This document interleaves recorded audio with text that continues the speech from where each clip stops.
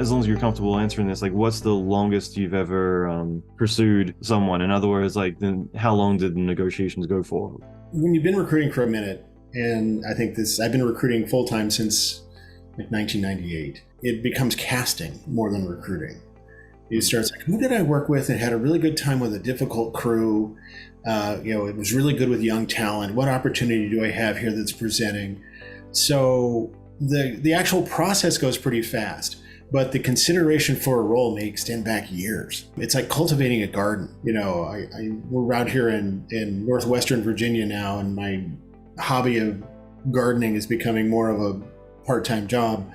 But I'm planting trees now that I probably will never see fruit, right? It's just the way they mature. It's going to take 10 years for this tree to really get going. I don't know if I'll be here in 10 years.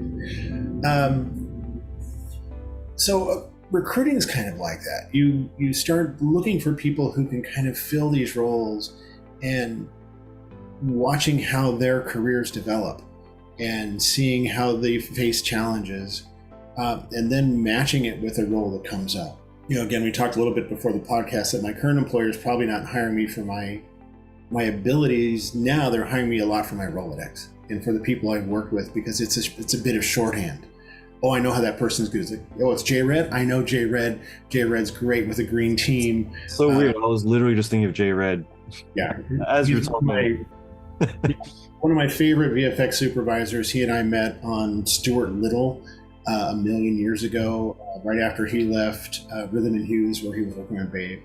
And Jay's one of those guys that I got a message from him a couple of weeks ago. And I haven't talked to Jay in a year, but not every year we'll just hey, what's going on with you? And just keep that relationship going. Because if we ever move into that space at my current employer at ABK, like, Jay's one of the first people I want to reach out to.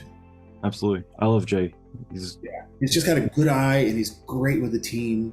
Mm-hmm. And he's really smart. Yeah, the studio that I work with now, Refuge, they've done a lot of work with Jay in the past as well, which has been great because, I literally was just talking about him the other day, and because I've never worked with him, and they were just saying, like, he's the best to work with. He's just very patient. He knows what he wants.